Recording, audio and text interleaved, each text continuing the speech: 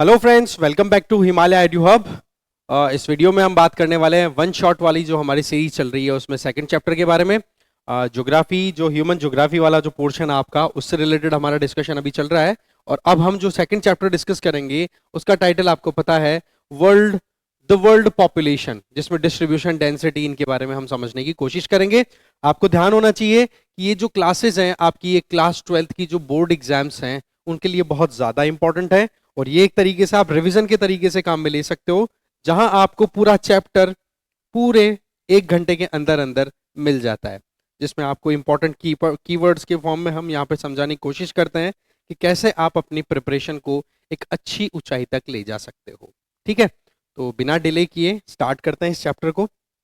देखो, सबसे पहले हम समझते हैं डिस्ट्रीब्यूशन को, डेंसिटी को और ग्रोथ को। पॉपुलेशन से रिलेटेड जो भी इंपॉर्टेंट एस्पेक्ट्स होते हैं वो समझना हमारे लिए बहुत ज्यादा जरूरी है। अगर हम मोटी मोटी बात करें तो पॉपुलेशन डिस्ट्रीब्यूशन का मतलब ये होता है कि कहां पर कितनी पॉपुलेशन किस तरीके से फैली हुई है। इसका मतलब ये हो गया कि किसी भी पर्टिकुलर स्पेस में, अर्थ के किसी भी एरिया में कितने लोग रहते हैं, इसी चीज को हम पॉपुलेशन डिस्ट्रीब्यूशन बोलते हैं। और इस डिस्ट्रीब्यूशन की अगर स्टडी की जाए तो आपको पता पड़ेगा कि अर्थ का जितना एरिया है उसमें 90% एरिया पे केवल 10% पॉपुलेशन मिलेगी, अगर एरिया और पॉपुलेशन का रेशियो देखो। और 10% एरिया पे आपको वर्ल्ड की 90% पॉपुलेशन मिलेगी। इसका मतलब क्या हो गया, ये कहीं ना कहीं एक अनइक्वल डिस्ट्रीब्यूशन को शो करता है कि जनसंख्या किस हिसाब से फैली हुई है। अगर हम दुनिया की पॉपुलेशन की बात करें तो दुनिया के सबसे ज्यादा पॉपुलेशन वाले जो 10 कंट्रीज हैं, उन 10 कंट्रीज में आपको वर्ल्ड की 60% पॉपुलेशन मिलेगी। और रिमेनिंग जो 10 के अलावा लगभग 180 टू 185 कंट्रीज जो बच गए, उन कंट्रीज में आपको केवल 40% पॉपुलेशन मिलेगी। और 60% केवल वर्ल्ड के 10 मोस्ट पॉपुलस कंट्रीज में मिलेगी। उन 10 मोस्ट पॉपुलस कंट्रीज में नंबर 1 पे आपकी बुक के अकॉर्डिंग, आपको हमेशा बुक के हिसाब से पढ़ाई करनी है, तो बुक के अकॉर्डिंग नंबर 1 पे है चाइना और नंबर 2 पे है इंडिया। ठीक है, अगर आपसे पूछा जाए कि दुनिया में सबसे ज्यादा पॉपुलेशन वाले कंट्रीज, ठीक है, वो किस कॉन्टिनेंट में आते हैं, तो उसका आंसर चला जाएगा एशिया। क्योंकि ये जो दुनिया के 10 मोस्ट पॉपुलस कंट्रीज हैं, सबसे ज्यादा जनसंख्या वाले जो देश हैं, इनमें से 6 देश तो एशिया में लोकेटेड हैं। ये बड़ा इंपॉर्टेंट फिगर है, इस फिगर को आप ध्यान रखोगे। अब इसके पीछे लॉजिक क्या है, क्यों इतनी ज्यादा पॉपुलेशन कुछ एरिया में है, क्यों ज्यादातर जो जगह है वो खाली पड़ी है। इसके पीछे कारण होते हैं कुछ फैक्टर्स। उन फैक्टर्स को हम समझेंगे कि कौन कौन से फैक्टर्स हैं, जैसे कि ज्योग्राफिकल फैक्टर हो गया, इसके अलावा आप इकोनॉमिकल फैक्टर्स की बात करोगे और सोशियो कल्चरल फैक्टर्स की बात करोगे। इनको हम डिटेल में समझने वाले हैं। ठीक है, तो ये फैक्चुअल चीजें थी, ध्यान रखें। Then comes the density of population. Density का मतलब सिंपल सा होता है, डेंसिटी का मतलब सिंपल होता है, अगर आप किसी भी एरिया की पॉपुलेशन डेंसिटी को आप मेजर करना चाहो तो उसका तरीका क्या है कि उस पर्टिकुलर एरिया में कितनी पॉपुलेशन है, उस पॉपुलेशन को आप डिवाइड कर दो वहां के एरिया से। इसका मतलब अगर आपसे कोई पूछे कि what is the population density, ये कई बार आ जाता है क्वेश्चन, तो आपको सिंपल सा पॉपुलेशन डेंसिटी के लिए बता देना है, population density is equals to population of any area divided by area in kilometre square. इसका मतलब इसको हम मेजर करते हैं पर्सन पर स्क्वायर किलोमीटर, ये इसकी यूनिट हो गई। तो पॉपुलेशन डेंसिटी इस तरीके से मेजर होती है। तो डेंसिटी का मतलब क्या हो गया, population divided by the area of that particular region. इसमें आप देखोगे कि बड़ी एक इंटरेस्टिंग पॉइंट आ रही है। वो इंटरेस्टिंग पॉइंट क्या है कि वर्ल्ड में जो हाईएस्ट पॉपुलेशन डेंसिटी है, वो आपको हाईएस्ट पॉपुलेशन डेंसिटी को मोटा मोटा मानेंगे कि 200 लोग 1 स्क्वायर किलोमीटर एरिया में रहे, 200 या 200 से ज्यादा, तो उनमें एक एरिया तो आपका आ गया नॉर्थ ईस्टर्न यूएसए, दूसरा है नॉर्थ वेस्टर्न यूरोप, तीसरा है साउथ एशिया, और चौथा है साउथ ईस्ट एशिया, और पांचवा है ईस्ट एशिया। इसको हम सीधा मैप पे देखेंगे, ज्यादा इजीली आपको समझ में आएगा। यहां पर देखिए हाईएस्ट पॉपुलेशन वाले एरियाज कौन कौन से हैं। ठीक है, सबसे पहला एरिया हम बात कर रहे हैं ईस्ट एशिया की, इधर वाले एरिया की। ठीक है, इसको हम बोलेंगे ईस्ट एशिया। ठीक है, जिसमें आपके चाइना आ गया, कोरिया आ गए, जापान आ गया, ताइवान आ गया, हांगकांग, ये कई कंट्रीज आ गए। ठीक है, फिर आप बात करोगे दूसरे रीजन की। दूसरा रीजन आपका आ जाता है ये वाला एरिया। ठीक है, सॉरी 1 सेकेंड, इसको हम थोड़ा सा, यस, ये एरिया आ गया। इसको बोलते हैं हम साउथ ईस्ट एशिया। ठीक है, जिसमें आसियान कंट्रीज आ गए।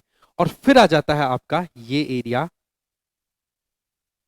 जिसमें इंडिया भी आ गया, नेपाल भी आ गया, भूटान, पाकिस्तान, बांग्लादेश, ये कंट्रीज आ गए, श्रीलंका, मालदीव्स, ये सारा, इसको हम बोलते हैं साउथ एशिया।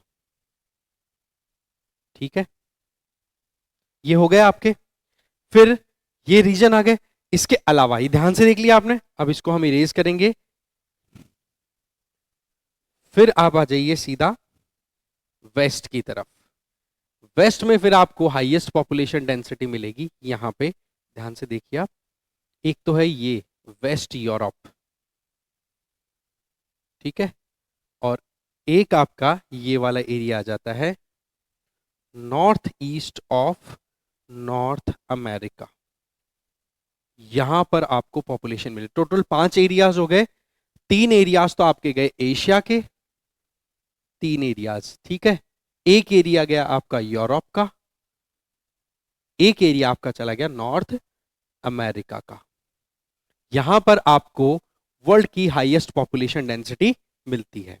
तो पॉइंट क्या शो हो रहा है कि इन एरियाज में इतनी पॉपुलेशन डेंसिटी क्यों ज्यादा मिल रही है? इसके पीछे लॉजिक है कि यहां पर कहीं ना कहीं ये जो फैक्टर्स है, geographical, economical and socio cultural factors, ये कहीं ना कहीं फेवरेबल है, पॉजिटिव है, इसलिए यहां पर लोग ज्यादा रहते हैं। वहीं दूसरी तरफ अगर आप नॉर्थ और साउथ पोल की तरफ चले जाओ, हॉट या कोल्ड डेजर्ट्स की तरफ चले जाओ, वहां पर आप, या इक्वेटर के आसपास में चले जाओ, वहां पर आपको पॉपुलेशन मिलेगी 1 पर्सन, मतलब एक बंदा मिलेगा पर स्क्वायर किलोमीटर के हिसाब से। इसका मतलब कितनी कम वहां पर पॉपुलेशन मिल रही है। इसके पीछे लॉजिक क्या है? अगेन, वहां की ज्योग्राफी फेवरेबल नहीं है, वहां का इकोनॉमिकली वहां पर सर्वाइवल पॉसिबल नहीं है, या फिर सोशियो कल्चरल इश्यूज वहां पर कहीं ना कहीं बने रहते हैं। कहीं ना कहीं लोग जो हैं लड़ाई दंगों में इनमें फंसे रहते हैं, इस वजह से प्रॉब्लम रहती है, तो लोग वहां रहना पसंद नहीं करते। तो ये फैक्टर्स हैं, ये ही डिसाइड करते हैं कि कहां पर आपको पॉपुलेशन ज्यादा मिल रही है, कहां पर आपको पॉपुलेशन कम मिल रही है। इन्हीं फैक्टर्स को हम डिटेल में अब समझेंगे। सबसे पहले ज्योग्राफिकल फैक्टर्स। ज्योग्राफिकल फैक्टर्स को भी हम 3 पार्ट्स में डिवाइड करके स्टडी कर सकते, 4 पार्ट्स में। एक तो पानी की अवेलेबिलिटी, ठीक है, पानी है कि नहीं है। देखो, पानी तो पहली चीज है ना, जल ही जीवन। दूसरा, लैंडफॉर्म्स, जमीन किस तरीके की है, प्लेन है, प्लेट्यू है, पहाड़ है, उस हिसाब से। फिर हम बात करेंगे क्लाइमेट की। सीधी बात है, क्लाइमेट अगर अच्छी नहीं है, बहुत ज्यादा गर्मी पड़ती है, बहुत ज्यादा बरसात आती है, बहुत कम बरसात आती है, पानी है ही नहीं, रहना मुश्किल हो जाएगा। इसी तरीके से जमीन, सॉइल, मिट्टी जितनी फर्टाइल होगी, लोग वहीं पर रहना ज्यादा पसंद करेंगे। तो पहला फैक्टर हम ज्योग्राफिकल फैक्टर्स की बात करेंगे। फिर इकोनॉमिकल और सोशियो कल्चरल आगे बात करेंगे कि कौन सा फैक्टर्स हैं जो पॉपुलेशन डिस्ट्रीब्यूशन पे अपना असर डालते हैं। तो सबसे पहला फैक्टर ज्योग्राफिकल फैक्टर्स में है आपका अवेलेबिलिटी ऑफ वाटर। सीधी बात है, दुनिया की पुरानी सिविलाइजेशन उठा करके देख लो, जैसे कि इंडस वैली सिविलाइजेशन, जैसे कि मेसोपोटामियन सिविलाइजेशन, जैसे कि इजिप्शियन सिविलाइजेशन। ये दुनिया की जितनी भी पुरानी सिविलाइजेशंस हैं, ये कहां पर डेवलप हुई भाई? रिवर्स के आसपास में। क्योंकि सीधी बात है, पानी पहली रिक्वायरमेंट है। क्यों? क्योंकि एक तो हमारी, चलो, रोज की जो हमारी खुद की ह्यूमन नीड्स है वो है ही, प्लस सबसे पहले एग्रीकल्चरल एक्टिविटी या फिर इकोनॉमिक एक्टिविटीज में प्राइमरी एक्टिविटीज हुई, और प्राइमरी एक्टिविटीज में एग्रीकल्चर, एग्रीकल्चर में पानी चाहिए, ठीक है, जिसमें आप बहुत सारी एक्टिविटीज में ले सकते हो। और जहां जहां पर भी आपको रिवर्स मिलेंगी, रिवर मिल जाए या वाटर फैसिलिटी कहीं पर भी फेवरेबल मिल जाए, आप मान के चलो वहां पर पॉपुलेशन डेंसिटी आपको ज्यादा मिलने वाली है, ठीक है। दूसरा पॉइंट है लैंडफॉर्म। सीधी बात, अगर प्लेन एरिया है, प्लेट्यू है, माउंटेन्स है, तो ये सीधा असर डालते हैं। फॉर एग्जाम्पल, अगर हम एक बार फिर से मैप पे चलें, तब आपको समझ में आएगा कि किस तरीके से आप समझ सकते हो इन चीजों को। अब आप यहाँ पर देखो, ये एरिया है माउंटेनस रीजन, हिमालय, ठीक है। इसके अलावा आप थोड़ा सा इधर चलें, ठीक है, ये एरिया, यहाँ पर ये एरिया जो है ये एंडीज माउंटेन्स है, ठीक है। यहां पर आपको लोग बहुत कम मिलेंगे रहने वाले, जबकि वहीं पर आप इंडो गैंजेटिक ब्रह्मपुत्रा प्लेन्स, या इनको हम कंबाइंडली बोलते हैं नॉर्थ इंडियन प्लेन्स, यहां पर आपको लोग बहुत ज्यादा रहने को मिलेंगे। क्यों? क्योंकि अगर जमीन अगर प्लेन होगी ना, तो वहां पर आपको रहने में प्रॉब्लम कम आएगी। आप आराम से सड़क बना सकते हो, मकान बना सकते हो, या फिर पहाड़ों में मकान बनाना कितना स्ट्रगल वाली चीज होती है आपको पता है। अभी कुछ दिनों पहले की बात है, जब ये कंस्ट्रक्शन चल रहा था उत्तराखंड में, ठीक है, टनल का, और उस टनल के कॉलेप्स होने की वजह से 41 मजदूर जो थे वो फंस गए उसमें। तो कितना मुश्किल भरी काम है वहां पे कंस्ट्रक्शन एक्टिविटीज को रन कराना। तो वो चीज क्या शो करती है कि माउंटेनस कोर्स में या फिर डिफिकल्ट टेरेन में रहना बड़ा मुश्किल रहता है, ठीक है। जमीन अगर फ्लैट होगी तो वहां पर खेती करना भी बड़ा आसान है, और वहां पर आप infrastructure facilities, that means road, railway, इनका डेवलपमेंट भी बड़ा आसानी से कर पाते हो। तो कहने का मतलब ये है कि सीधी बात है, जमीन अगर फ्लैट है, बढ़िया है, तो वहां पर लोग रहना ज्यादा पसंद करते हैं बजाय कि उबड़ खाबड़ या फिर डिफिकल्ट टेरेन में, ठीक है। तीसरा जो फैक्टर है वो आ जाता है आपका क्लाइमेट। ज्योग्राफिकल फैक्टर्स में ही चल रहे हैं क्लाइमेट। सीधी बात है, जहां पर बहुत ज्यादा ठंड पड़ रही है, जहां पर बहुत ज्यादा गर्मी पड़ रही है, ठंड वाले एरियाज की बात अगर करें तो आप उठा करके देख लो पोलर एरिया में, इसको थोड़ा डाउन करें, ये देखो पोलर, ये आ गया आपका आर्कटिक सर्कल है ये, ठीक है। ये एरिया आर्कटिक सर्कल वाला एरिया है, यहाँ पर बर्फ है, स्नो कवर्ड है ये पूरा। तो यहाँ पर सरवाइव करना बहुत मुश्किल होता है। तो यहाँ आपको पॉपुलेशन डेंसिटी कम मिलने वाली है। वाइट ऑलरेडी दिखाया हुआ है, वैसे ये फिजिकल मैप ही है, तो ज़्यादा प्रॉब्लम नहीं आएगी अपने को समझने में। अब चलते हैं साउथ पोल की तरफ। Yellow Antarctica completely snow covered है। अब आप खुद देख सकते हो, कंप्लीटली स्नो कवर्ड है। सर्वाइवल पॉसिबल है? नहीं। इसी तरीके से आप आ जाइए सेंटर में, ये देखो, ये हॉट डेजर्ट वाला एरिया है। 1 सेकेंड, ये हॉट डेजर्ट वाला एरिया आ गया, जहां पर ये आपका आ गया सहारा डेजर्ट, ये अरेबियन डेजर्ट, ये थार डेजर्ट, ये ठंडे डेजर्ट्स में गोबी डेजर्ट आ गया, ठीक है। यहां पर क्लाइमेट बहुत ज्यादा हार्श है, ठीक है। क्लाइमेट हार्श का मतलब या तो टेम्परेचर बहुत कम है या टेम्परेचर बहुत ज्यादा है, रेनफॉल बहुत ही कम है। अब सीधी बात है, टेम्परेचर वेरिएशन बहुत ज्यादा, रेनफॉल कम, पानी की कमी, तो सर्वाइवल वैसे ही मुश्किल हो गया। तो लोग कैसे रहेंगे यहाँ पे, ठीक है। तो ये कारण होता है कि एक्सट्रीम क्लाइमेट जहां पर भी होगी वहां पर लोग रहना कम पसंद करेंगे। लोग वहीं पर रहना ज्यादा पसंद करेंगे जहां की क्लाइमेट बड़ी आइडियल है। इसका बेस्ट एग्जांपल है कि यूरोपियंस हैं, वो ज्यादातर मेडिटेरेनियन रीजन में रहना पसंद करते हैं। मेडिटेरेनियन रीजन की अगर हम बात करें, अगेन हम मैप पिक कर लेंगे, ज्यादा ठीक रहेगा आई गेस। यस, यहीं से लेते हैं। ओह, आपके सामने ही है, चलिए। मेडिटेरेनियन रीजन, यहाँ पर यूरोप की पुरानी सिविलाइजेशन उठा के देखोगे ना, तो लगभग लगभग यहीं पे सेटल्ड है। इस एरिया में बहुत ज़्यादा पॉपुलेशन सेटलमेंट है, क्योंकि मेडिटेरेनियन रीजन में आपको टेम्परेचर रेगुलेटेड मिल जाता है, ठीक है। लोग जो हैं, अभी जैसे सर्दियां चल रही हैं, तो सर्दियों में लोग यहाँ पे घूमने के लिए आते हैं जानबूझ के, क्योंकि यहाँ पर आपको सनलाइट मिल जाती है, ठीक है। ओके, तो ये शो क्या करता है कि जहां की क्लाइमेट फेवरेबल, वहां पर लोग रहना पसंद करते हैं। फिर फोर्थ फैक्टर आ जाता है ज्योग्राफिकल फैक्टर्स में, सॉइल। सीधी बात है, रिवर वैलीज जहां जहां पर भी होंगी, ठीक है, रिवर वैलीज जहां जहां पर भी होंगी, वहां पर आपको एल्यूवियल सॉइल मिलेगी, लोग वहां पर रहना पसंद करेंगे। और जहां पर सॉइल की क्वालिटी बेकार है, जैसे कि डेजर्ट एरिया, वहां पर लोग रहना पसंद नहीं करेंगे, ठीक है। चलिए, तो ये हो गया आपका ज्योग्राफी के चार, ज्योग्राफिकल फैक्टर्स में चार फैक्टर्स। अब हम बात करते हैं इकोनॉमिक फैक्टर। इकोनॉमिक फैक्टर्स को आप 3 पार्ट्स में डिवाइड कर सकते हो, ठीक है। ए हमारा ज्योग्राफी था, बी इकोनॉमिकल फैक्टर। इसमें मिनरल्स की अवेलेबिलिटी, अर्बनाइजेशन एंड इंडस्ट्रियलाइजेशन। सीधी बात है, आपको जहां कहीं भी मिनरल्स ज्यादा मिलेंगे, वहां पर लोग ज्यादा रहते हुए मिलेंगे। सीधी बात है, इसका बेस्ट एग्जांपल है कटंगा जाम्बिया कॉपर बेल्ट। इसका भी अगेन हम प्लेनेट पे जाकर के अच्छे से समझ सकते हैं। यस, ये जो एरिया है यहां पर आपको अच्छी खासी पॉपुलेशन मिल जाएगी, जहां पर मिनरल्स अच्छे खासे हैं। ठीक है, सिमिलरली आप इंडिया में आओगे ना, तो इंडिया में आप आ जाओ यहां पर, ये एरिया छोटा नागपुर प्लेट्यू। ठीक है, इसको तो मैं मिटा देता हूं। यहां पर आप देख सकते हो छोटा नागपुर प्लेट्यू, यहां पर आपको पॉपुलेशन अच्छी खासी मिल जाएगी। ठीक है, मिनरल्स की प्रेजेंस की वजह से। ओके, तो लोग जो हैं जनरली इंडस्ट्रियल एक्टिविटीज के लिए अपने घरों को छोड़ करके मिनरल एरियाज में जाकर के सेटल होते हैं।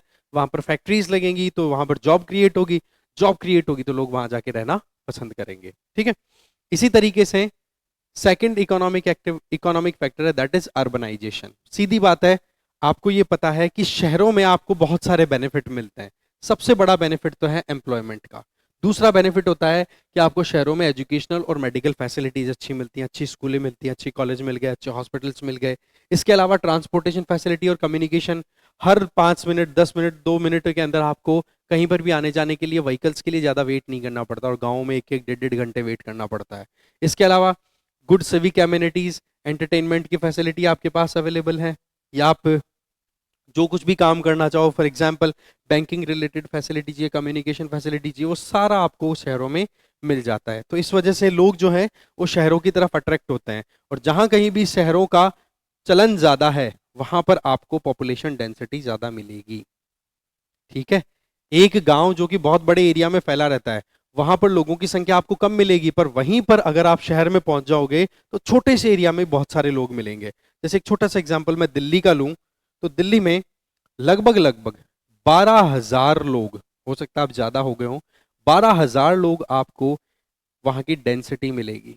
मतलब 1 स्क्वायर किलोमीटर एरिया में लगभग 12,000 या 11,500 लोग रहते हैं। अब आप खुद इमेजिन करो कि कितनी ज्यादा पॉपुलेशन डेंसिटी है। तो अर्बनाइजेशन एक फैक्टर हो गया।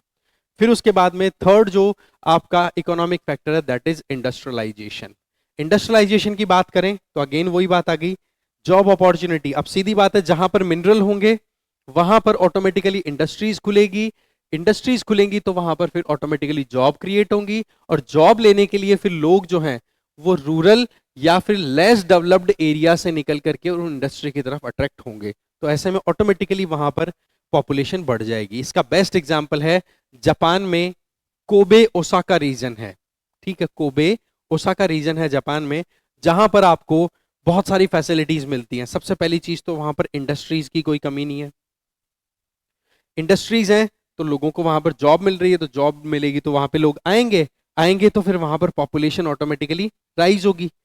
इसके अलावा वहां पर एक तरीके का अर्बनाइजेशन का ट्रेंड जो है वो शुरू हो जाएगा। इसका मतलब वहां पर जो फैसिलिटीज हैं वो भी धीरे धीरे वक्त के साथ बढ़ती चली जाएंगी। तो एक ये फैक्टर आपका हो जाता है। तो कुल मिलाकर के हमने ज्योग्राफिकल फैक्टर देख लिया और दूसरा हमने इकोनॉमिक फैक्टर देख लिया। ज्योग्राफिकल फैक्टर आपके 4 थे, इकोनॉमिक फैक्टर आपके 3 थे। अब हम लास्ट फैक्टर देखते हैं that is social and cultural factor. इसमें सिंपल सी बात है, आप कहीं पर भी जाकर के, जहां कहीं पर भी धर्म से या संस्कृति से संबंधित जो भी इंपॉर्टेंट एरियाज हैं वहां पर आप देखा करो कि पॉपुलेशन ऑटोमेटिकली बढ़ जाती है, लोग वहां पर रहना पसंद करते हैं। जैसे कि इसका एग्जाम्पल हम ले सकते हैं वाराणसी। ठीक है, जैसे कि हिमालयन रीजन में जिस तरीके से अभी पिलग्रिमेज बढ़ा है, जिस तरीके से लोग केदारनाथ बद्रीनाथ ऐसे जाते हैं 4 धाम करने के लिए, तो वहां पर आप धीरे धीरे देखा करो सेटलमेंट कितना ज्यादा बढ़ रहा है। लोग वहां पर टूरिज्म इंडस्ट्री को प्रमोट होते हुए भी देख पा रहे हैं। इसके अलावा जहां कहीं भी पीसफुल एरिया होगा, सीधी बात है कि वेस्ट एशिया में जितनी ज्यादा इंस्टेबिलिटी रहती है, इसकी वजह से लोग वेस्ट एशिया को छोड़ करके कहाँ चले जाते हैं, यूरोप जो कि पास में लोकेटेड है, जहां पर पीसफुल एनवायरनमेंट मिलता है, लोग वहां जाकर के रहना पसंद करते हैं।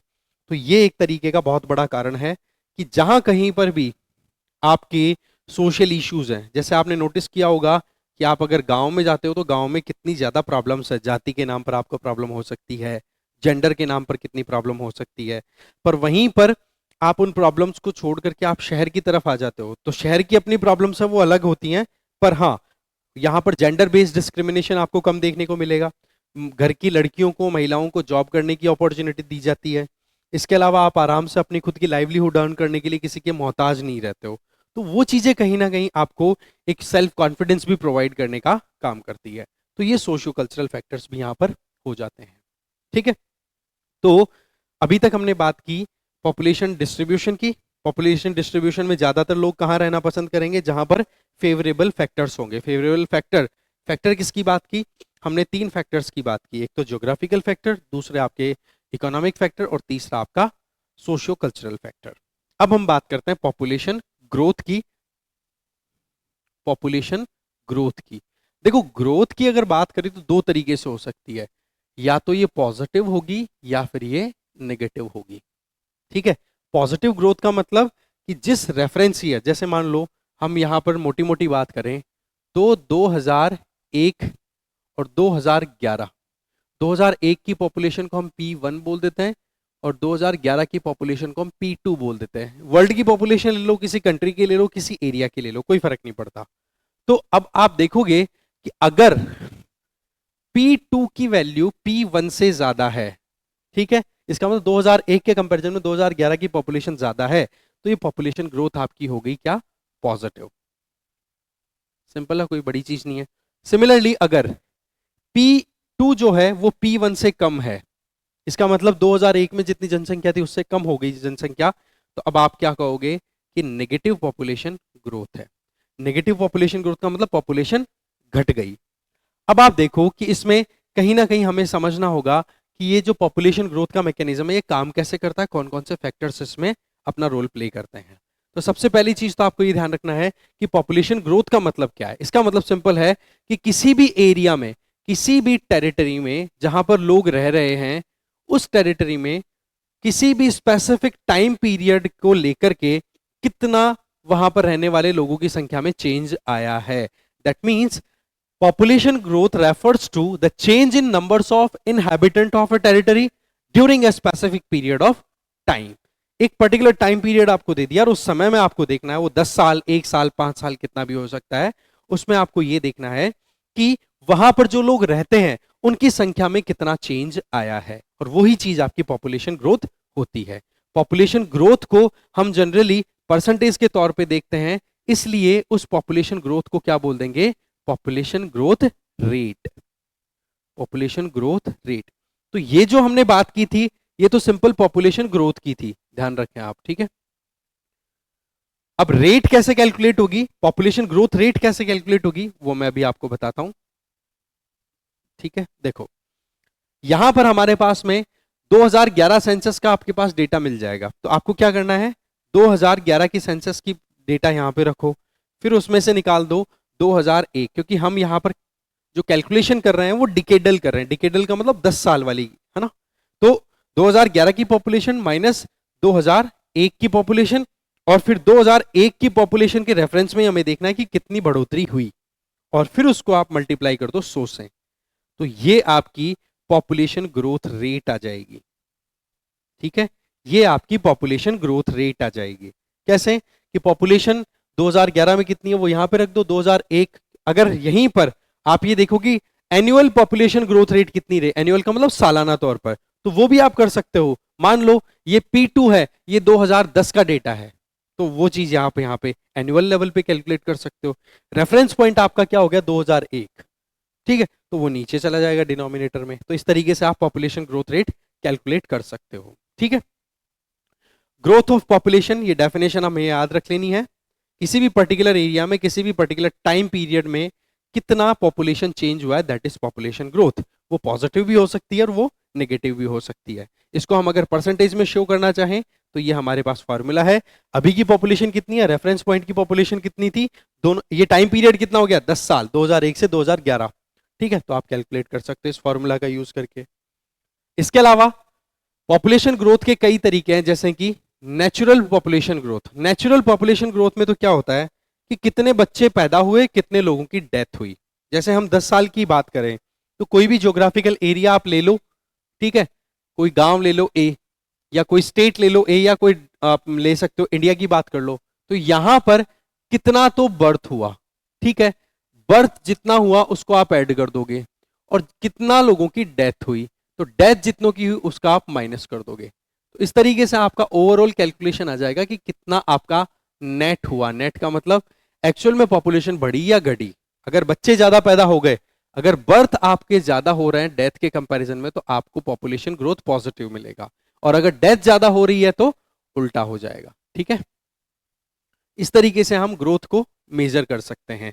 इसका मतलब ग्रोथ रेट, ये तो मैंने आपको ऑलरेडी बता दिया कि आप दो टाइम पॉइंट्स या किसी भी टाइम पीरियड में आप ये पता कर लो कि कितनी पॉपुलेशन में चेंज आ रही है। ठीक है, बर्थ रेट और डेथ रेट, इन दोनों के डिफरेंस से जो आपको पता पड़ेगा वो नेचुरल ग्रोथ होगी पॉपुलेशन की। नेचुरल क्योंकि हम बात कर रहे हैं केवल केवल नेचुरल फैक्टर्स जिसमें बर्थ और डेथ दोनों इंक्लूडेड है। वहीं दूसरी तरफ अगर एक्चुअल में पूछे, एक्चुअल का मतलब कि सही मायने में, तो उसमें आपको बर्थ और डेथ जो नेचुरल है वो तो इंक्लूड करना पड़ेगा, पर आपको माइग्रेशन भी डालना पड़ेगा। कैसे? एक सिंपल सा तरीका बताता हूं मैं। मान लो यहां पर आपका एक कोई भी पर्टिकुलर एरिया है जिसमें आप एनुअल या डिकेडल पॉपुलेशन चेंज देखना चाह रहे हो, तो यहां पर हमें देखना पड़ेगा कि बर्थ कितना हुआ तो उसको तो ऐड कर देना है, डेथ कितनी हुई उसको माइनस कर देना है, कितने लोग आउट माइग्रेट कर गए, ठीक है, कितने लोग आउट माइग्रेट कर गए उसको आपको माइनस कर देना है, कितने लोग इन माइग्रेट करके आ गए वो आपको प्लस कर देना है। इसका मतलब ये हो गया कि यहां पर ये जमीन, यहां पर ऑलरेडी मान लो पॉपुलेशन पी रहती है, तो कितने बच्चे पैदा हुए उसको आप इनकमिंग में दिखा दो पॉजिटिव, ठीक है, प्लस करोगे आप बर्थ को। सिमिलरली कितने लोगों की डेथ हुई उसको कर दो आप माइनस डेथ। कितने लोग यहां पर आके रहने लग गए, इसका मतलब वो हो गए इमिग्रेंट्स, इमिग्रेंट्स वो आप कर दोगे पॉजिटिव। और कितने लोग इस जगह को छोड़ के दूसरी जगह चले गए, इसका मतलब एमिग्रेंट्स, एमिग्रेंट्स वो माइनस कर दो। तो यहां पर जो एक्चुअल में फाइनल जो डेटा आएगा, फाइनल जो पॉपुलेशन में चेंज आएगा वो हो जाएगा एक्चुअल ग्रोथ। अब वो प्लस भी हो सकती है माइनस भी हो सकती है, क्योंकि माइग्रेशन भी तो एक इंपॉर्टेंट रोल प्ले करता है ना, कि लोग जो हैं आकर के रह रहे हैं छोड़ के जा रहे हैं, तो उससे भी तो उस पर्टिकुलर एरिया की पॉपुलेशन पे असर पड़ेगा, जन्म और मृत्यु के अलावा। ठीक है, ध्यान रखें। फिर बात आती है पॉजिटिव ग्रोथ ऑफ पॉपुलेशन। सीधी बात है, अगर birth rate, positive growth of rate population की बात करें, अगर बर्थ रेट डेथ रेट से ज्यादा है, अगर 1000 लोगों पर जन्म लेने वाले बच्चों की संख्या मरने वाले लोगों की संख्या से ज्यादा है, तो डेफिनेटली पॉजिटिव पॉपुलेशन बढ़ेगी। ठीक है, ये भी ध्यान रखें। टाइम पीरियड की हम जरूर बात कर रहे हैं, वो 1 साल भी हो सकता है, 2 साल भी हो सकता है, 50 साल 100 साल कितना भी ले सकते हो, पर जनरली 10 साल लिया जाता है डिकेडल। ठीक है, फिर नेगेटिव ग्रोथ रेट, सिंपल सी बात है, जब डेथ रेट बर्थ रेट से ज्यादा हो जाए किसी भी पर्टिकुलर टाइम पीरियड में, समय खत्म होता है तब तक, तब आप उसको नेगेटिव ग्रोथ रेट बोल दोगे। कहने का मतलब ये हो गया, अगर बच्चे कम पैदा हो रहे हैं पर मरने वालों की संख्या ज्यादा है, तो डेफिनेटली वहां की पॉपुलेशन धराशायी करेगी, डिक्लाइन करेगी। तो ये थोड़ा सा हमें पॉपुलेशन को भी समझना था। ठीक है, अब हम समझते हैं कि पॉपुलेशन चेंज के क्या क्या फैक्टर्स हो सकते हैं। जैसे कि मैं ऑलरेडी बता चुका हूं, पॉपुलेशन चेंज के 4 फैक्टर्स हैं। फर्स्ट बर्थ रेट, दूसरा डेथ रेट, तीसरा आपको देखना है कि वहां पर कितने इमिग्रेंट्स आ रहे हैं, कितने एमिग्रेंट्स वहां से जा रहे हैं। तो ये 4 फैक्टर्स मिलकर डिसाइड करते हैं किसी भी एरिया की पॉपुलेशन के चेंज में, परिवर्तन में। जैसे कि क्रूड बर्थ रेट की हम बात करें, तो क्रूड बर्थ रेट का मतलब क्या हो गया कि केवल आप बर्थ रेट पे ध्यान दे रहे हो, बाकी और चीजों पे ध्यान नहीं दे रहे हो। तब आपको क्या पता पड़ेगा कि मान लो किसी एरिया की बर्थ कितने हुए, BI से शो कर देते हैं, और उसके नीचे आप शो कर दो उस पर्टिकुलर एरिया की पॉपुलेशन, और उसको आप मल्टीप्लाई कर दो 1000 से, तो वो आपकी क्रूड बर्थ रेट आ जाएगी। कहने का मतलब ये हो गया कि किसी भी साल की अगर आप बर्थ रेट को कैलकुलेट करना चाहो, तो उस पर्टिकुलर साल का मिड पॉइंट का मतलब आप मान के चलो लगभग जून जुलाई के लगभग, जून या जुलाई का जो समय होता है, उस समय पर कितनी उस पर्टिकुलर कंट्री की या पर्टिकुलर एरिया की पॉपुलेशन थी, तो आप बच्चे जो पैदा हुए हैं उसको ऐड करो ऊपर, पॉपुलेशन जो थी मिड ईयर वो नीचे डाल दो, और उसको 1000 से मल्टीप्लाई कर दो। तो आपको क्या पता पड़ेगा कि 1000 पर्सन पर ईयर के हिसाब से कितने बच्चों का जन्म हुआ, that is crude birth rate. आई बात समझ में? सिमिलरली इसी में अगर आप इस बर्थ को हटा करके, इस बर्थ को हटा करके डेथ लिख दो, ठीक है, तो आप क्या कर रहे हो कि किसी भी पर्टिकुलर ईयर के मिड पॉइंट पे जितनी पॉपुलेशन है उसको आपने डिनोमिनेटर पे लिख दिया, कितने लोगों की डेथ हुई उसको न्यूमिनेटर में लिख दिया और उसको मल्टीप्लाई कर दिया 1000 से, तो ये आपकी आ जाएगी क्रूड डेथ रेट। क्या आ जाएगी? Crude death rate. इसका मतलब क्या हो गया कि भाई सीधी बात है कि आप लोगों के हिसाब से अगर देखो तो 1000 पॉपुलेशन किसी भी पर्टिकुलर ईयर में कितने लोगों की डेथ हो रही है, वो आपकी क्रूड डेथ रेट हो जाएगी। तो इस तरीके से आपको देखना है कि 1000 लोगों पर कितने बच्चों का जन्म हो रहा है, वो तो आ गई क्रूड बर्थ रेट। 1000 लोगों पर कितने लोगों की डेथ हो रही है, वो क्रूड डेथ रेट हो जाएगी। और तो इस तरीके से ये तो हो गया आपके नेचुरल फैक्टर्स, दोनों के दोनों हो गए नेचुरल फैक्टर्स। वहीं दूसरी तरफ हम माइग्रेशन की बात करें तो जो इमिग्रेशन और एमिग्रेशन की बात करें तो ये एक अम्ब्रेला टर्म है, माइग्रेशन उसी का हिस्सा है। माइग्रेशन का मतलब क्या होता है? जब लोग अपनी एक जगह को छोड़ करके दूसरी जगह पे जाते हैं तो उसी को हम माइग्रेशन बोल दिया करते हैं, ठीक है। तो इसका मतलब ये हो गया कि जिस जगह से लोग निकल रहे हैं और जाकर के दूसरी जगह सेटल हो रहे हैं, तो उन जगहों को हमें डिफाइन करना होगा। जिस जगह से लोग स्टार्ट हो रहे हैं उसको बोलते हैं प्लेस ऑफ ओरिजिन, और जहां जाकर के लोग रह रहे हैं उसको बोलते हैं प्लेस ऑफ डेस्टिनेशन। इसका मतलब जहां से लोगों ने अपनी शुरुआत की थी, मूवमेंट स्टार्ट किया था, वो है place of origin, original place. और जहां जाकर के आप सेटल हो रहे हो, प्लेस ऑफ डेस्टिनेशन, जहां जाकर आप रुक रहे हो। तो यही चीज डिसाइड करती है कि अब आप इमिग्रेंट हो या एमिग्रेंट हो। जैसे कि ये आपका गांव है, XYZ कोई विलेज आपका, और ABC आपका कोई सिटी है जहां पर अभी आप रह रहे हो। तो जिस गांव को छोड़ करके आप शहर में आ रहे हो, तो वो गांव तो हो गया आपका प्लेस ऑफ ओरिजिन, और जिस शहर में आके आप रह रहे हो वो हो गया प्लेस ऑफ डेस्टिनेशन। तो इस तरीके से आप आपके गांव के लिए, फॉर योर विलेज, इस प्लेस ऑफ ओरिजिन के लिए, तो आप क्या हो गए? एमिग्रेंट। क्या बोलोगे? एमिग्रेंट। दैट मींस आप यहां से बाहर निकल रहे हो, मूविंग आउटवर्ड। और वहीं दूसरी तरफ प्लेस ऑफ डेस्टिनेशन पे आप आकर के रह रहे हो, तो यहां पर आपको क्या बोल दिया जाएगा? इमिग्रेंट। इसका मतलब अगर कोई इंडिविजुअल इंडिया को छोड़ करके और यूके जाके सेटल होता है, तो वो इंडिया के लिए तो हो गया एमिग्रेंट और यूके के लिए हो गया इमिग्रेंट। अगर कोई इंडिविजुअल अफ्रीका को छोड़ करके या अफ्रीका से पढ़ने के लिए इंडिया में आया है, तो वो अफ्रीकन कंट्री के लिए तो हो गया एमिग्रेंट क्योंकि वहां से छोड़ के निकल रहा है, और इंडिया के लिए हो गया वो इमिग्रेंट। और जो बंदा अफ्रीका को छोड़ के इंडिया में आ रहा है उसका प्लेस ऑफ ओरिजिन क्या हो गया? अफ्रीका, और प्लेस ऑफ डेस्टिनेशन उसके लिए क्या हो जाएगा? इंडिया। वहीं पर एक इंडिविजुअल अगर इंडिया को छोड़ करके यूके में जाके रह रहा है, तो इंडिया हो गया उसके लिए प्लेस ऑफ ओरिजिन और यूके हो गया प्लेस ऑफ डेस्टिनेशन। तो ये चीज हमें ध्यान रख लेनी है, ठीक है। कई बार इसमें क्वेश्चन आ जाते हैं, ठीक है। अब इमिग्रेशन और एमिग्रेशन को भी आप ऐड कर दो तो एक्चुअल आपको पॉपुलेशन चेंज मिल जाएगा, जो कि हम ऑलरेडी प्रीवियस स्लाइड में देख चुके हैं, ये जो मैंने आपको समझाया था, ठीक है। तो थोड़ा इसके बारे में ध्यान रखना आप। अब हमारे पास में इंपॉर्टेंट पॉइंट आते हैं कि ऐसे कौन से कारक हैं, कौन से फैक्टर्स हैं जो कि इस तरीके से लोगों को मूव करने पे मजबूर करते हैं कि उनको अपनी जगह छोड़नी पड़े। देखो, इसके पीछे दो फैक्टर्स होते हैं, एक तो होते हैं पुश फैक्टर्स और एक होते हैं पुल फैक्टर्स। पुश फैक्टर है ना, वो काम करते हैं आपके प्लेस ऑफ ओरिजिन पे, और पुल फैक्टर्स हैं वो काम कर रहे हैं प्लेस ऑफ डेस्टिनेशन पे। कैसे? कि पुश फैक्टर, पुश का मतलब धक्का मारा जा रहा है आपके, ठीक है। इसका मतलब आप ओरिजिनल प्लेस से बाहर निकलना चाह रहे हो, आउटवर्ड माइग्रेट करना चाह रहे हो, या फिर आप मजबूर हो, तो वो फैक्टर्स आ जाएंगे आपके पुश फैक्टर में। पुश फैक्टर में क्या है?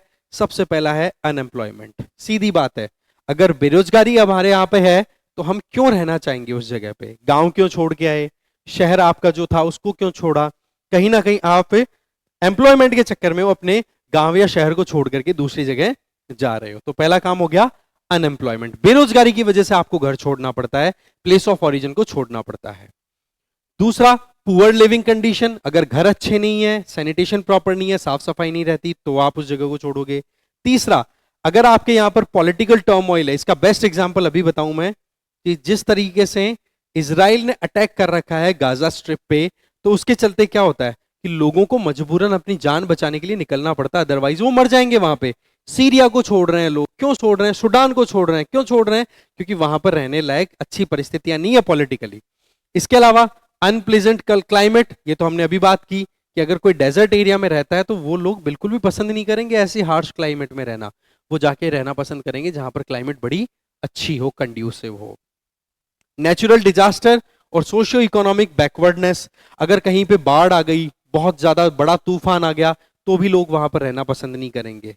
ठीक है, अगर आपका बहुत ज्यादा बैकवर्ड गांव, बहुत ज्यादा बैकवर्ड है, वहां पर बेसिक एमिनिटीज नहीं है, रोड नहीं है, स्कूल्स नहीं है, या फिर आपको जो बेसिक रिक्वायरमेंट है डे टू डे लाइफ में वो चीजें नहीं मिल रही हैं, तो आप अपने गांव को या अपनी जगह को छोड़ दोगे। तो ये सारे कारण कहीं ना कहीं आपको क्या कर रहे हैं? पुश, कि भैया निकलो। तो ये सारे काम कहां हो रहे हैं? प्लेस ऑफ ओरिजिन पे। अब आ जाइए प्लेस ऑफ डेस्टिनेशन की तरफ, कि हम कहां जाना पसंद करेंगे, क्यों जाना पसंद करेंगे। पहली बात, हमें वहां पर रोजगार मिलेगा, बेटर जॉब अपॉर्चुनिटी जहां मिलेगी, हम ऑटोमेटिकली वहां अट्रैक्ट हो जाएंगे, जैसे कि सिटीज।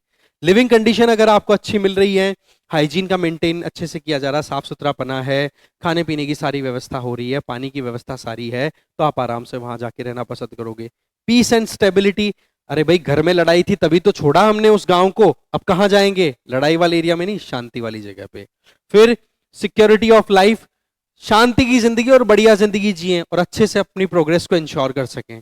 इसी तरीके से प्लेजेंट क्लाइमेट, क्लाइमेट बड़ी अच्छी हो, ऐसा नहीं कि बहुत ज्यादा गर्मी वाले एरिया को छोड़ करके बहुत ज्यादा ठंड वाले एरिया में जाके सेटल होगे, नहीं। आप कहां जाओगे? बहुत ज्यादा गर्मी है या बहुत ज्यादा ठंड है मेरे गांव में, तो मैं उसको छोड़ करके ऐसी जगह पे जाके जाना पसंद करूंगा जहां पर टेम्परेचर ना तो बहुत ज्यादा जाए ना बहुत कम जाए। तो ये हो गए पुल फैक्टर, जो कि प्लेस ऑफ डेस्टिनेशन पे काम कर रहे हैं। पुल का मतलब खींचने वाले, ये खींच रहे हैं ना आपको ऑटोमेटिकली, बस ये पॉइंट हो गया। ठीक है, तो पुश एंड पुल फैक्टर्स ये कारक है जिसकी वजह से आपके माइग्रेशन पे सीधा असर देखने को मिलता है। चलिए फिर हम बात करते हैं साइंस एंड टेक्नोलॉजी का क्या रोल है पॉपुलेशन चेंज पे। देखो, इंडस्ट्रियल रेवोल्यूशन जब से आया है, इंडस्ट्रियल रेवोल्यूशन कब कंसीडर किया जाता है? Mid 18th century, mid 18th century में इंडस्ट्रियल रेवोल्यूशन कंसीडर किया जाता है। तब से लेकर अभी तक पॉपुलेशन चेंज में साइंस और टेक्नोलॉजी ने बहुत बड़ा रोल प्ले किया है। जैसे कि हम सबसे पहला पॉइंट डिस्कस करें तो वो आ जाता है स्टीम इंजन, जिसने ह्यूमन एफर्ट्स को रिड्यूस कर दिया। अब जितना ह्यूमन एफर्ट रिड्यूस होगा तो ह्यूमन के पास में टाइम बहुत बचेगा, और टाइम बहुत बचेगा तो वो उसमें कहीं ना कहीं एक लग्जरी वाली लाइफ जीने की कोशिश करेगा, तो उसका असर आपकी पॉपुलेशन पे दिखेगा। दूसरा, आपने वाटर और विंड बेस्ड जो भी एनर्जीज बनाई उनका भी आप यूज कर रहे हो। अब आप देखो कि कितनी दूर दूर तक शिप्स को ले जाना पॉसिबल हो पाया, क्योंकि वाटर एनर्जी को आपने यूज किया, विंड एनर्जी को आपने यूज किया। इसके अलावा इन दोनों का फायदा इंडस्ट्रीज के डेवलपमेंट में भी हुआ और एग्रीकल्चरल डेवलपमेंट में भी होने लगा। इसके अलावा बहुत बड़ी खतरनाक जो बीमारियां हुआ करती थी पहले, जो कि लाइलाज हुआ करती थी, अब उनका इलाज होना पॉसिबल हो गया, मेडिकल फैसिलिटीज आपके पास आ गई। फिर उसके बाद में आप देखोगे कि डेथ रेट जो है वो कहीं ना कहीं बहुत ज्यादा कंट्रोल हो गई इन मेडिकल फैसिलिटीज की वजह से। इसका मतलब ये हो गया कि पहले जो डेथ रेट थी वो कहीं ना कहीं ज्यादा थी, उसको आपने कर लिया कंट्रोल। पहली बात, क्यों? साइंस एंड टेक्नोलॉजी के बेसिस पे।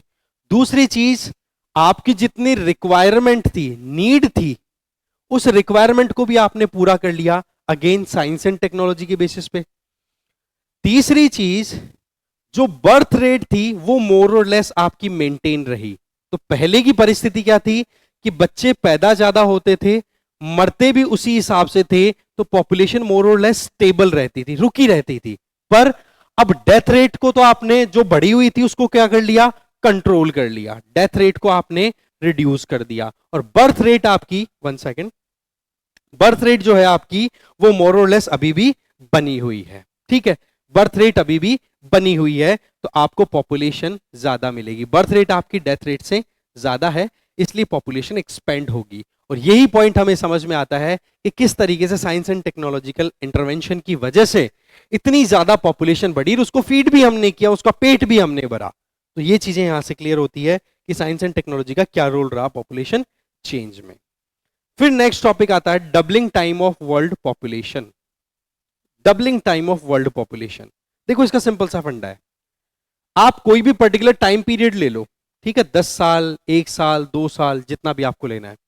उस पर्टिकुलर टाइम पीरियड में आपके देश या पूरे वर्ल्ड की पॉपुलेशन जो है वो जस्ट डबल हो गई। और वो डबल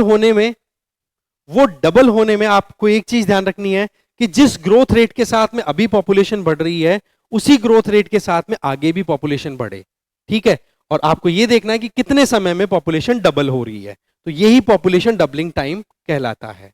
अब आप देखोगे कि कहीं ना कहीं वर्ल्ड पॉपुलेशन डबलिंग टाइम है ना, वो पिछले कुछ सालों में, कुछ साल इसलिए बोल रहा हूं क्योंकि अर्थ ज्योग्राफिकल टर्म्स में हम बहुत छोटी एंटिटी हैं, हमारी हिस्ट्री ज्यादा पुरानी नहीं है, हम कुछ लाखों साल पुराने ही हैं, ठीक है। पर अगर हम वैसे देखें तो लाख हमारे लिए तो बहुत बड़ा फिगर है, पर ज्योग्राफी के हिसाब से देखें, प्लेनेट अर्थ की हिस्ट्री के हिसाब से देखें तो हम ज्यादा पुराने नहीं है। तो उस हिसाब से देखें तो पॉपुलेशन डबलिंग टाइम की, एक पर्टिकुलर एरिया की पॉपुलेशन को डबल होने में कितना समय लगता है अगर वो सेम पॉपुलेशन ग्रोथ रेट के ऊपर चल रहे हैं तो वो टाइम बहुत शॉर्ट हुआ है। कैसे? पहला पॉइंट तो ये कि सेटल्ड एग्रीकल्चर होना बहुत पॉसिबल हो गया। कैसे?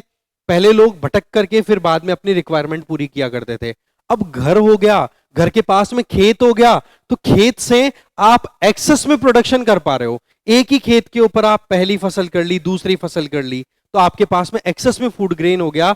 अब आपको भटकना नहीं पड़ता, भटकोगे नहीं तो एक जगह सेटल होगे, एक जगह सेटल होगे तो आपकी पॉपुलेशन बढ़ने का स्कोप है, पहली चीज। दूसरा, इंडस्ट्रियल रेवोल्यूशन, भाई सीधी बात है, जितना ज्यादा साइंटिफिक मैकेनिज्म ने अपना रोल प्ले किया, ये हमने देखा, ये सारा क्या है भाई? साइंस एंड टेक्नोलॉजी का इंटरवेंशन। और इसका नतीजा क्या हुआ? पॉपुलेशन बढ़ी है। टेक्नोलॉजिकल एडवांसमेंट, मेडिकल फैसिलिटीज की बात हमने कर ली, transport and communication facility, migration बड़ा आसान हो पाया, तो आप कहीं ना कहीं अपनी जरूरतों को पूरा भी आसानी से कर पा रहे हो, तो उसकी वजह से भी पॉपुलेशन बढ़ी। तो पॉपुलेशन डबलिंग टाइम जो है वो कहीं ना कहीं रिड्यूस हुआ है। इसका मतलब किसी भी एरिया की पॉपुलेशन को जस्ट डबल होने में बहुत कम समय लगने लग गया, इन कारणों की वजह से। ये पूछा जा सकता है कि भाई पॉपुलेशन डबलिंग टाइम को रिड्यूस करने वाले कौन कौन से फैक्टर्स हैं, तो आप बता सकते हो settled agriculture, industrial revolution, technological advancement, transport and communication, these all have contributed large enough in increasing the population, in reducing the population doubling time। तो इस तरीके से आप ये बता सकते हो, ठीक है। नेक्स्ट पॉइंट आ गया आपका special pattern of population change. Special pattern का मतलब हो गया एक तरीके से आप एरिया वाइज स्टडी करोगे। इसमें देखो हम ऑलरेडी बात कर चुके हैं कि किसी भी एरिया की ज्योग्राफी पर पूरा असर पड़ता है, ज्योग्राफी का, वहां की इकोनॉमी का, वहां की सोसाइटी का पूरा असर पड़ता है कि वहां पर कितनी क्या पॉपुलेशन रहने वाली है। तो ऐसे में आप ध्यान दो कि जहां कहीं पर भी इकोनॉमिक एक्टिविटीज या इकोनॉमिक डेवलपमेंट ज्यादा हुआ है वहां पर पॉपुलेशन आपको कम मिलेगी। ये क्वेश्चन कई बार आ जाता है कि आप ये बताइए कि डेवलप्ड कंट्रीज जो है, पैसे वाले जो देश है, वहां पर पॉपुलेशन आपको कम बढ़ी हुई मिलती है, वहीं दूसरी तरफ डेवलपिंग कंट्रीज हैं, वहां पर पॉपुलेशन आपको बहुत ज्यादा बढ़ती हुई दिखती है। इसके पीछे क्या कारण है? तो आप सीधा आंसर दे दोगे कि इकोनॉमिक डेवलपमेंट जहां पे ज्यादा होगा वहां पर लोग सोशल फैसिलिटीज अच्छी रखेंगे, फैमिली प्लानिंग करके चलने वाले होते हैं, वहां पर एजुकेशन फैसिलिटी अच्छी होती है, तो इस वजह से लोग ऑटोमेटिकली पॉपुलेशन कंट्रोल कर लेते हैं। पहले तो वो डेथ रेट को रिड्यूस करते हैं क्योंकि वहां पर मेडिकल फैसिलिटी और ये सारी मिलती हैं, फिर वो बर्थ रेट को भी कंट्रोल कर देते हैं क्योंकि फिर वो अपनी जरूरतों के हिसाब से, फिर ये सोचना होता है ना कि एक बच्चा हो तो उसी को संभाल लेंगे तो वही बहुत है। तो ऐसे में डेवलप्ड कंट्रीज में आपको पॉपुलेशन ग्रोथ जो है वो डेवलपिंग कंट्रीज के कंपैरिजन में कम मिलेगी अगर पॉपुलेशन ग्रोथ की बात की जाए। और ये चीज क्या शो करती है कि कहीं ना कहीं इकोनॉमिक डेवलपमेंट और पॉपुलेशन ग्रोथ के बीच में एक नेगेटिव कोरिलेशन है। नेगेटिव कोरिलेशन का मतलब अगर कहीं पर इकोनॉमिक डेवलपमेंट बढ़ रहा है, इसको अगर हम सीधी बात करें तो population growth is inversely proportional to economic development. इसका मतलब ये हो गया कि जहां पर भी आर्थिक सुविधाएं बढ़ेंगी, लोग पढ़े लिखे होंगे, सामाजिक सुविधाएं बढ़ेंगी, तो ऑटोमेटिकली वहां पर पॉपुलेशन कंट्रोल हो जाएगा, पॉपुलेशन डिक्लाइन करेगी।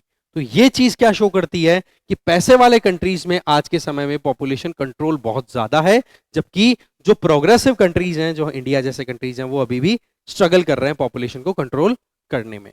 ठीक है, अब हम समझते हैं पॉपुलेशन चेंज जो हो रहा है। ठीक है, कहीं पर पॉपुलेशन बढ़ रही है जैसे कि डेवलपिंग कंट्रीज, कहीं पर पॉपुलेशन घट रही है जैसे कि डेवलप्ड कंट्रीज। अब आप समझे, यहां पर भी एक बहुत बड़ी प्रॉब्लम है कि पॉपुलेशन कंट्रोल करना इज नॉट अ सॉल्यूशन। क्योंकि अगर आप जिस तरीके से पहले 4-4 5-5 बच्चे पैदा करते थे तो आपके रिसोर्सेज शॉर्ट पड़ते थे, अब अगर आप बच्चे कम पैदा करोगे तो अब जो रिसोर्सेज है उनको कौन यूटिलाइज करेगा, कौन इस ह्यूमन सोसाइटी को कंटिन्यू करा पाएगा। तो कहीं ना कहीं पॉपुलेशन चेंज का असर पड़ता है, वो पॉजिटिव भी हो सकता है और वो नेगेटिव भी हो सकता है। ज्यादातर तो हम इंपैक्ट की बात करें तो पॉजिटिव पॉपुलेशन ग्रोथ और नेगेटिव पॉपुलेशन ग्रोथ के क्या साइड इफेक्ट्स हैं वो देखेंगे। सबसे पहला पॉइंट है ओवर यूटिलाइजेशन ऑफ रिसोर्स।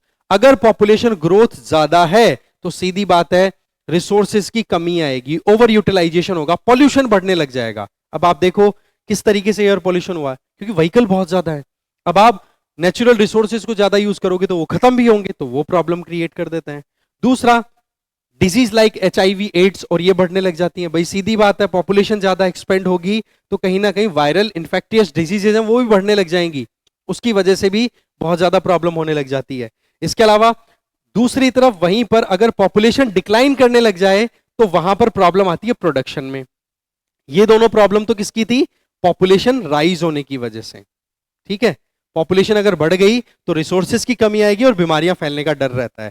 वहीं दूसरी तरफ आप पॉपुलेशन कम होती हुई परिस्थितियों में देखो, जैसे कि वेस्टर्न यूरोपियन कंट्रीज के हाल देखो, तो वहां पर हालात क्या है, प्रोडक्शन ही प्रॉपर नहीं हो पा रहा। क्यों? क्योंकि अगर पॉपुलेशन कम है तो सीधी बात है डिमांड है वो भी कम होगी, डिमांड अगर कम होगी तो वहां पर जो प्रोडक्शन है वो भी कम होगा। प्रोडक्शन कम हो रहा है इसका मतलब इकोनॉमिक एक्टिविटीज हैं वो कम होंगी, ऐसे में वो देश कहीं ना कहीं डिक्लाइन करने लग जाते हैं। तो ये एक नेगेटिव पॉइंट आ गया। इसके अलावा एवरेज लाइफ स्पैन जो है वो कम हो जाता है, कब, अगर पॉपुलेशन ज्यादा होती है तो। ठीक है, इसके अलावा एग्रीकल्चरल लैंड, ये रिसोर्सेज वाले पॉइंट में आप ऐड कर सकते हो। अगर पॉपुलेशन ज्यादा हो गई तो कहीं ना कहीं एग्रीकल्चरल लैंड पे भी प्रेशर आता है। क्यों? सबसे पहले तो आपको ज्यादा पॉपुलेशन को फीड करने के लिए फूड प्रोडक्शन ज्यादा करना पड़ेगा, और दूसरा नॉन एग्रीकल्चरल एक्टिविटीज में आपको अपनी एग्रीकल्चरल लैंड को डाइवर्ट करना पड़ेगा। जैसे कि कहीं इंडस्ट्री खुल रही है, कहीं पर आप नए मकान बना रहे हो, तो वो चीजें होने लग जाएगी, और साथ में इंफ्रास्ट्रक्चर डेवलपमेंट में प्रॉब्लम आएगा। अब आप देखा करो कि कितनी प्रॉब्लम्स आती हैं जब कोई भी रोड बनानी होती है किसी भी कंजेस्टेड एरिया में। तो इस तरीके से ये पॉपुलेशन चेंज के असर भी देखने को मिलते हैं। अगर पॉपुलेशन बढ़ गई तो प्रॉब्लम है, और पॉपुलेशन घट गई तो प्रॉब्लम है। पॉपुलेशन मेंटेन रखनी जरूरी हो जाती है। तो आपसे पूछे कि भाई पॉपुलेशन मेंटेन करने का क्या तरीका है, तो आपके पास स्ट्रेट आंसर होना चाहिए कि आप टोटल फर्टिलिटी रेट को 2.1 पे लेकर के आ जाओ। ठीक है, अगर आपसे कोई पूछे कि पॉपुलेशन को अगर हम कंट्रोल करना चाहें तो हमारे लिए सबसे बेस्ट प्लान क्या हो सकता है, तो आप वहां पर बता दीजिए कि भैया टोटल फर्टिलिटी रेट जो है TFR total fertility rate that should be around 2.1। TFR क्या होता है वो सिंपल सी बात बताता हूं मैं।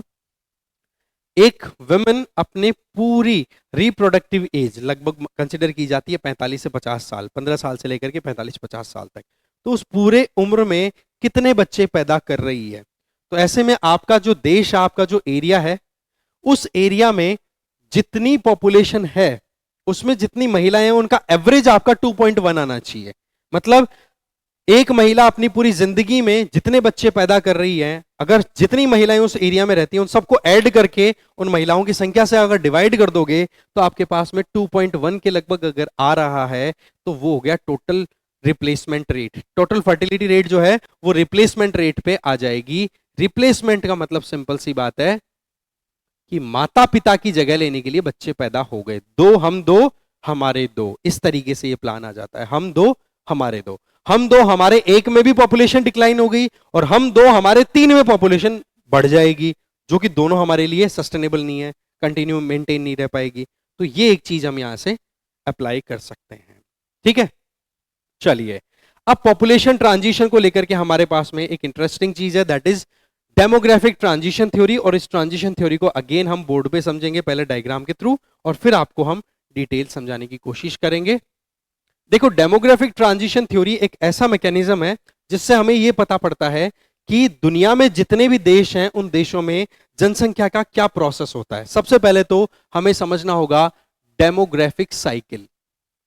डेमोग्राफिक साइकिल, डेमोग्राफिक साइकिल का मतलब सिंपल होता है कि लोग शुरुआत में रूरल एरिया में एग्रीकल्चरल एक्टिविटीज में लगे रहते हैं, फिर उसके बाद में वो मूव करके अर्बन एरियाज में चले जाते हैं और वहां पर वो इंडस्ट्रीज में लग जाते हैं। गांव में रहने वाले लोग जो हैं अक्सर उनकी लिटरेसी रेट आपको कम मिलेगी और शहरों में रहने वाले लोगों की लिटरेसी रेट आपको अक्सर ज्यादा मिलेगी। तो इस तरीके से ये जो ट्रांजिशन है, ठीक है, रूरल एग्रेरियन लो लिटरेसी वाले फेज से अर्बन इंडस्ट्रियल हायर लिटरेसी वाले एरिया में जाना, यही आपका डेमोग्राफिक साइकिल कहलाता है। और ये काम यहां पर ही नहीं, ये आपको और आराम से देखने को मिल जाएगा मोर और लेस पूरी दुनिया के कंट्रीज में। अब आप देखोगे यहां पर कि इसी डेमोग्राफिक साइकिल को एक्सटेंड करते हुए ज्योग्राफर्स ने डेमोग्राफिक ट्रांजिशन थ्योरी दी। ठीक है, डेमोग्राफिक ट्रांजिशन थ्योरी।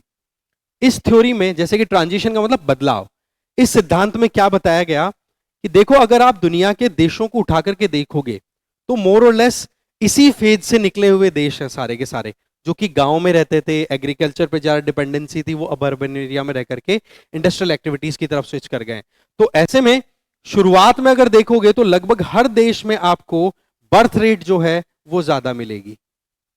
ठीक है, और डेथ रेट भी है वो भी आपको ज्यादा मिलेगी। क्योंकि बर्थ रेट इसलिए ज्यादा क्योंकि कोई फैमिली प्लानिंग नहीं है, कोई प्रिवेंशन नहीं है प्रेगनेंसी से उसको बचाने के लिए, और डेथ रेट भी ज्यादा क्योंकि आपके पास में साइंटिफिक एडवांसमेंट नहीं है, बीमारियां बहुत है, इस वजह से फर्टिलिटी रेट भी आपको ज्यादा मिल रही है। तो बर्थ रेट और डेथ रेट दोनों ज्यादा है, इस वजह से पॉपुलेशन ग्रोथ आपको ज्यादा नहीं मिलने वाली है।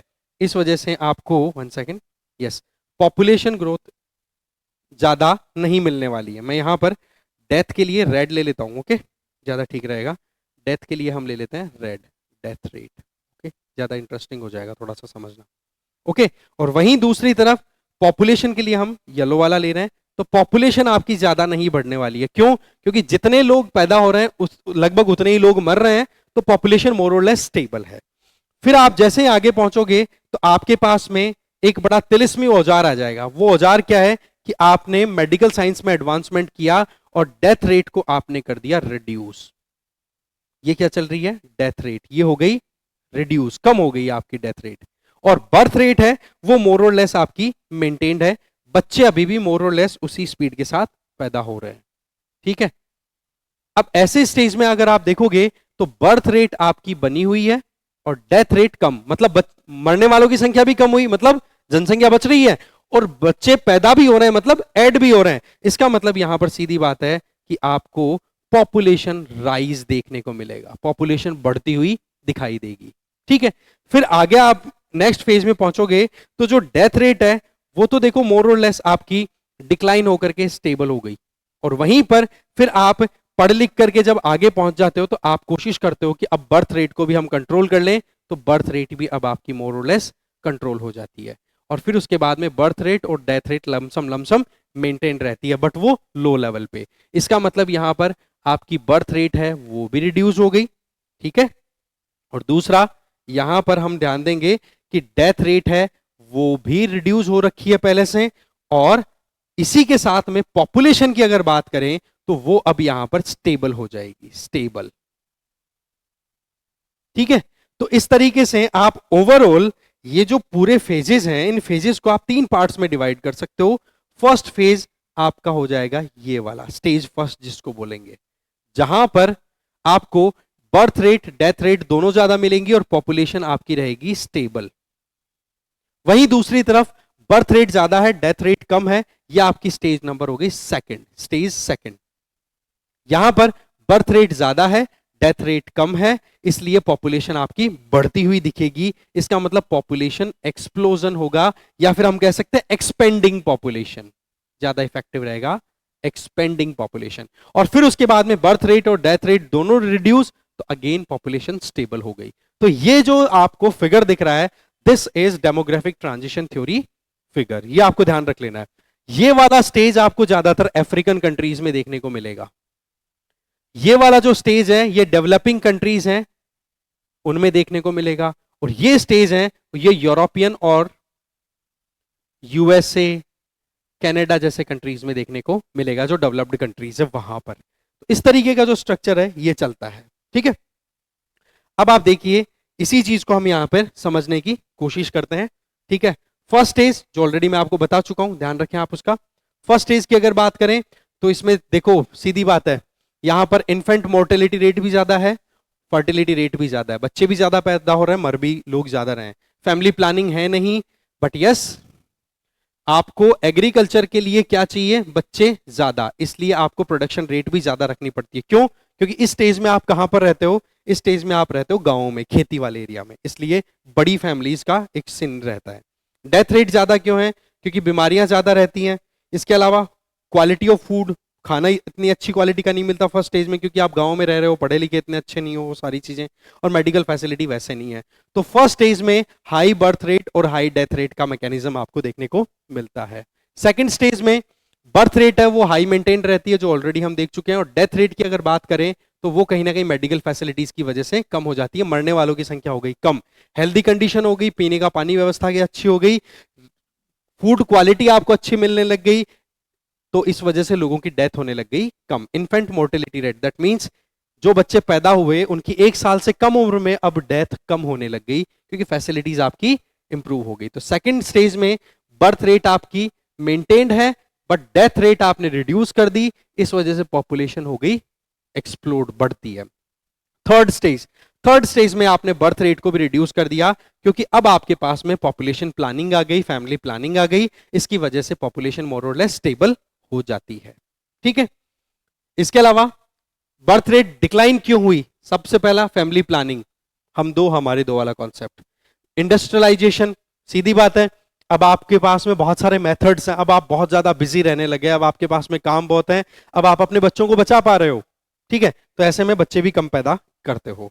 बेटर लिविंग कंडीशन, रहने की कंडीशंस बड़ी अच्छी है, क्योंकि अब आप थर्ड स्टेज में पहुंच गए। थर्ड स्टेज का मतलब अर्बनाइज्ड एरिया आ गया, इंडस्ट्रियल एक्टिविटीज में आप इन्वॉल्व हो गए, और लिटरेसी रेट आपको ज्यादा मिलेगी, ठीक है। छोटी फैमिली की तरफ आप बढ़ने लग जाते हो, और महिलाओं को अधिकार मिलने लग गए। फर्स्ट स्टेज जो रहती है, जिसको हमने बोला रूरल एग्रेरियन सोसाइटी, वहां पर महिलाओं की जिंदगी तो ऐसे बीत जाया करती है कि केवल एक ही काम रह गया कि बच्चे पैदा करने। अब यहां पर बच्चे पैदा करने के अलावा भी उनकी खुद की भी लाइफ हो गई। तो इस तरीके से 3 स्टेजेस में आप देख सकते हो। अब बात आती है कि पॉपुलेशन कहीं ना कहीं अभी दुनिया में वैसे देखी जाए तो लगभग 8 बिलियन हो चुकी है, ठीक है, पर कुछ एरियाज तो ऐसे हैं जहां पर पॉपुलेशन डिक्लाइन कर रही है, तो वहां तो देखो सरकारें कोशिशें कर रही हैं कि वहां की पॉपुलेशन बढ़े, जैसे कि इटली, जर्मनी। उसके सरकार पॉपुलेशन बढ़ाने के तरीके क्या हो सकते हैं? सीधी बात है, बर्थ रेट को बढ़ाया जाए, या दूसरा इमिग्रेशन बढ़े, बाहर से आने वाले लोगों की संख्या बढ़ जाए, तो आपकी पॉपुलेशन बढ़ सकती है, ठीक है। वहीं दूसरी तरफ पॉपुलेशन को कंट्रोल करना, जैसे इंडिया जैसे कंट्रीज में पॉपुलेशन ठीक ठाक बढ़ी हुई है, तो हम कैसे कंट्रोल करें? सबसे पहला फैमिली प्लानिंग को हमें अडॉप्ट करवाना चाहिए कि बर्थ रेट कंट्रोल हो। नंबर 2, हमें विमेन हेल्थ को इंप्रूव करने पे ज्यादा जोर देना चाहिए। जब महिलाओं के स्वास्थ्य को इंप्रूव करने की बात करेंगे ना, तो automatically reproduction rate automatically down जाएगी, बच्चे कम पैदा होंगे। तीसरा, हमें फ्री अवेलेबिलिटी करनी होगी कंट्रासेप्टिव जो भी मेथड्स हैं, जैसे कॉन्डोम्स हो गए या फिर जो भी कॉन्ट्रासेप्टिव पिल्स हैं, वो अगर अवेल कराए जाएंगे तो बच्चे कम से कम पैदा होंगे। इसके अलावा टैक्स डिसइंसेंटिवाइज किया जाए, अगर किसी की फैमिली ज्यादा बड़ी है तो आप उसके ऊपर टैक्स ज्यादा लगाओ। अगर किसी के द्वारा बच्चे ज्यादा पैदा किए जा रहे हैं आज के जमाने में भी, तो उनको आप सब्सिडीज मत दो, गवर्नमेंट की स्कीम्स की फैसिलिटी मत दो, तो वो ऑटोमेटिकली प्लान करेंगे कि हाँ जी हम कम बच्चे पैदा करें। और इसी थ्योरी को, पॉपुलेशन कंट्रोल की थ्योरी को प्रोपाउंड करने के लिए एक कह सकते हो स्कॉलर थॉमस माल्थस, उन्होंने एक एग्जाम्पल दिया था कि हमें पॉपुलेशन कंट्रोल क्यों करना चाहिए। इनका यह कहना था कि पॉपुलेशन, एक तरफ तो पॉपुलेशन और दूसरी तरफ नेचुरल रिसोर्सेज, इनको अगर आप कंपेयर करो तो पॉपुलेशन की जो ग्रोथ है ना, वो तो बोले जीपी में हो रही है, ठीक है, जो आपके एक तरीके से बहुत ज्यादा एक तरीके से राइज हो रही है, दैट मीन्स 1 2 4 8 16 वाले फॉर्म में राइज हो रही है पॉपुलेशन। वहीं दूसरी तरफ जो नेचुरल रिसोर्सेज हैं उनकी ग्रोथ 1 2 3 4 तक ही चल रही है, 1 2 3 4 5। तो बोले ये चीजें कहीं ना कहीं बहुत ज्यादा प्रॉब्लम क्रिएट कर देती हैं।